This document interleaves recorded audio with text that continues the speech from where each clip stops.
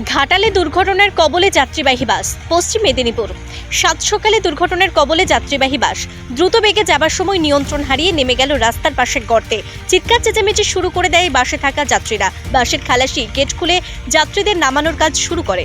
ঘটনাস্থলে স্থানীয় লোকজন এসে পৌঁছে যায়। খবর দেওয়া হয় ঘাটাল থানায়। ঘাটাল থানার পুলিশ এসে আহতদের উদ্ধার করে।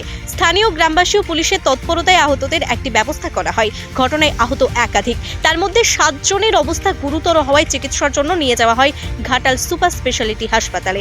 এমনই ঘটনা পশ্চিম মেদিনীপুর জেলার ঘাটালের দন্দিপুর এলাকায়। স্থানীয় সূত্রে খবর, মাংরুল থেকে পাঁশকুড়াগামী একটি যাত্রীবাহী বাস ঘাটাল পাঁশকুড়া রাজ্য সড়কের বন্দিপুর এলাকায় দ্রুত বেগে যাওয়ার সময় একটি গাড়িকে সাইড দিতে গিয়ে রাস্তার পাশে গর্তে নেমে যায়।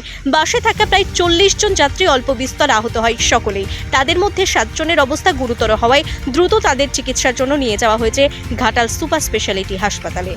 আজ সকাল প্রায় 7টা নাগাদ মাগরুল পাঁশকুড়া একটি মিনি বাস খরার দলপতিপুর দিয়ে আসছিল।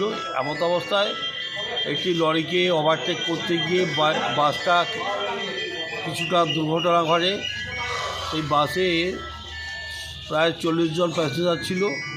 অধিকাংশ প্যাসেঞ্জার ছিল সুলতানপুর, জিপির সুলতানপুর পার্শ্ববর্তী হুগলি জেলার লোকজন, যারা রাজমিস্ত্রি কাজ করে।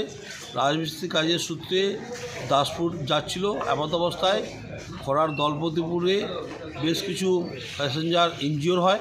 এখন পর্যন্ত ঘাটাল মহকুমা হাসপাতালে 7 জন আহত প্যাসেঞ্জার হাসপাতালে এসেছেন। তার মধ্যে একজন বেশি ইনজিওর হয়েছে, এরকম একজন প্যাসেঞ্জার ভর্তি হয়েছেন।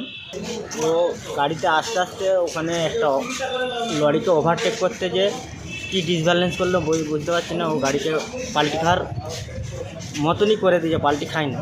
কোথাও ওটা হচ্ছে দন্দিপুরে।